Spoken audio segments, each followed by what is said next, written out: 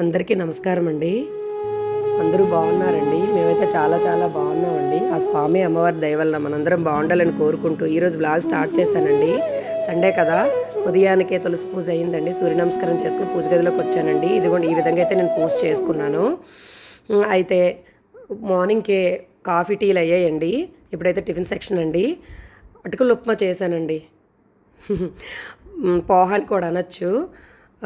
ఏం లేదండి, చాలా చాలా సింపుల్గా చేసుకున్నానండి. ఒక ప్యాన్ పెట్టి పల్లి వేయించుకున్నానండి. 2 టేబుల్ స్పూన్స్ వేసానండి. నార్మల్గా అయితే నేను ఇద్దరు టిఫిన్ చేశానండి, దానికి తగ్గట్టే అంతా వేసాను.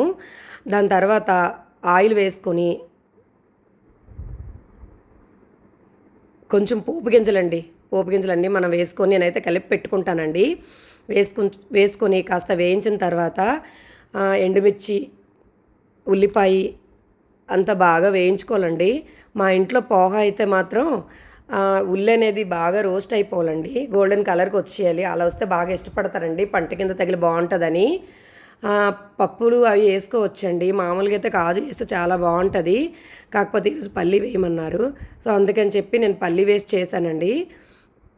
చాలా చాలా సింపుల్గా చేసుకున్నానండి.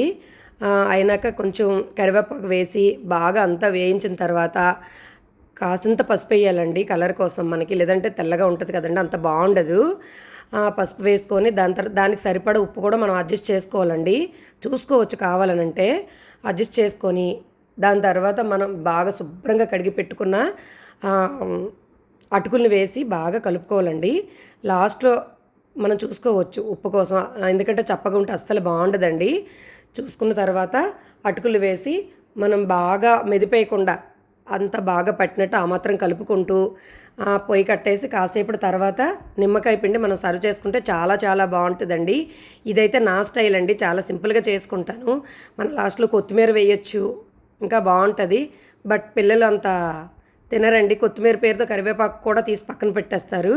అందుకని చెప్పి నేను ఎక్కువ వేయలేదు. అలాంటివి వెళ్ళాలంటే ఇలాంటివి ఆఫ్ చేయాలని చెప్పి. ఎలా ఉందో చూసి నాకు కామెంట్ చేయండి. థ్యాంక్స్ అండి, బాయ్ అండి.